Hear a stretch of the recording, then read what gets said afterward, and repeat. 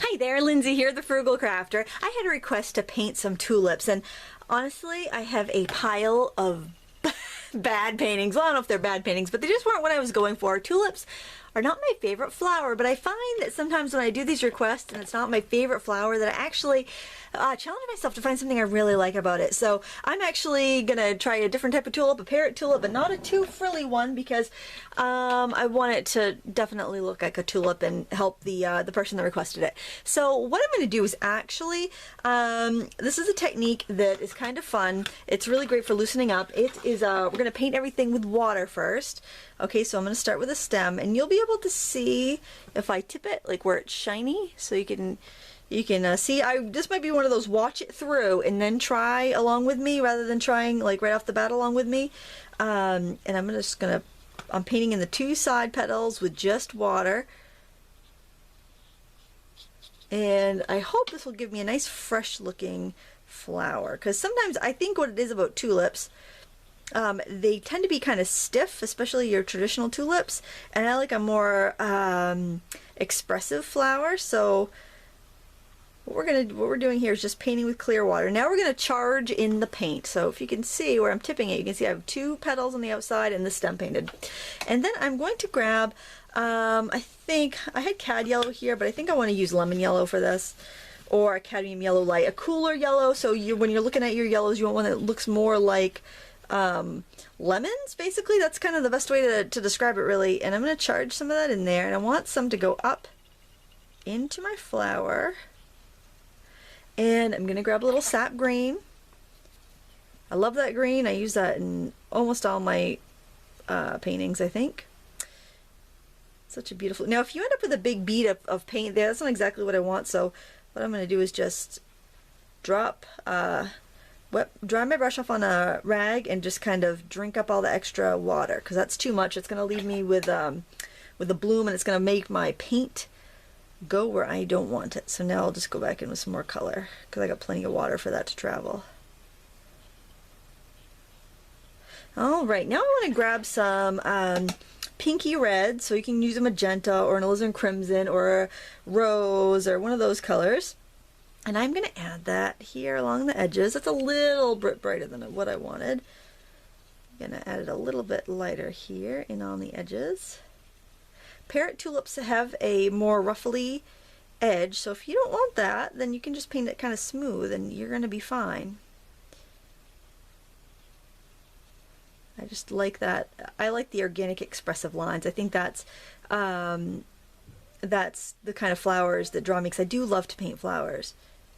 And I'm just going to add a little detail back there. Now I want to paint some of these petals that are in the middle. This is a fairly closed tulip, so we're not going to be able to see too many of the petals in there. And then I'm going to go back in with this dark color. Now I'm going to leave kind of a little channel, or I'm going to try to leave a little channel of white between the inside petal here and the outside petals that I've just painted. Give it a little bit of a darker, give the petals a little bit darker color in the middle here, and maybe do a little bit darker of a petal back here. I feel very mellow. I've just been kind of chilling out, painting in my studio today. My kids kind of have been filtering through. You know, they'll come, they'll paint for a little bit, then they'll go away and go play in the yard, and they'll come back and paint a little bit. It's kind of one of those nice relaxing days after a week of running around. All my kids have been in various camps this week.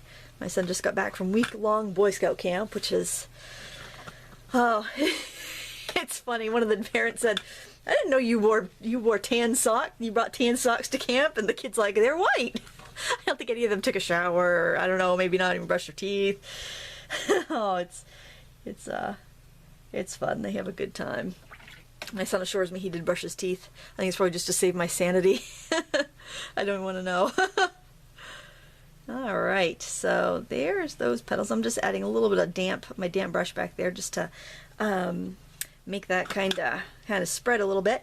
And you can add a little bit of sap green into the petals, because with the parrot tulips, a lot of times you see that. I think what I want to do, though, is maybe add it into an area where I don't quite have so much other paint. Maybe in a little bit in here, a little bit right in there on the edge.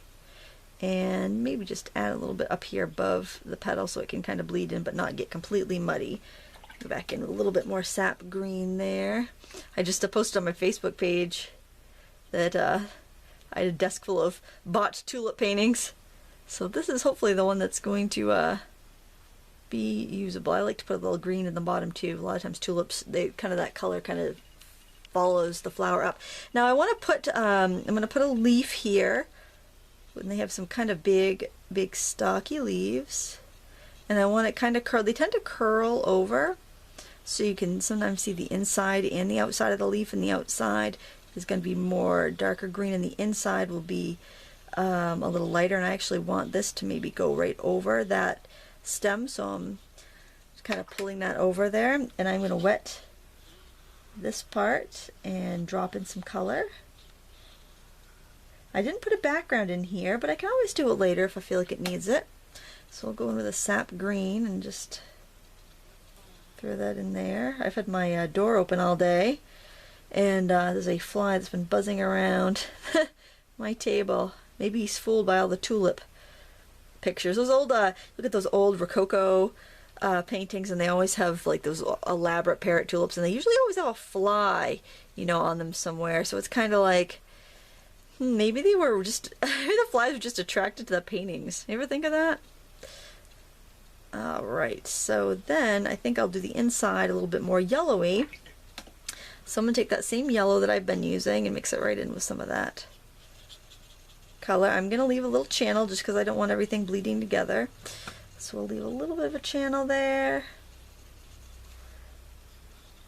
And we'll go right, fill in the rest of that space with that same yellowy green. I'm going to leave a little bit of a channel there too for now. I can always go back in and fill it in if I want to. I don't know if I will though. I kind of like this immediate vivid color. Alright, I want to add a little more depth to some of those colors up there, so I'm going to go back in with that magenta color I was using, crimson, whatever you're using, and just go in and deepen my color up here, add any details I want. I can, you can always turn your paper so it's a little bit more convenient for you. I just want to throw in maybe a few just little veins. You can always drag it around with a credit card if you want to, or use a tinier brush. I'm trying not to get fussy. I think that's what I didn't like about all the other attempts, was that I was really fussy with it, and it was not, I don't like that look. I don't like the look of the fussiness. I want to throw a little bit of this red down here. I just feel like it's a little bit, I don't know, something's a little dull over here. I think it's because I'm just using that green on its own. So I'm going to put some red right there on the edge. And then maybe add a little bit of green into it just to make it seem a little bit more believable. And then I'm going to sign my name and maybe throw a few, well, maybe throw a few splashes on it first. I do this and then I wonder, why is my computer covered in paint? And why is why is my table all painty? Well, oh yeah. It's usually my computer, because I'll be like watching a Netflix or have Pandora on or something, and I forget to move it before I begin. Oh, and I hear kids coming down the stairs. Well, that's it. I'm just going to sign my name, and I'll do that right now. Just LMW. This is just a little greeting card, so I don't have to do anything else to it, and it is done. I want to thank you so much for watching. I hope this helped you. If it did, please give me a thumbs up and subscribe and share it with your friends. Thanks so much for watching. Until next time, happy crafting.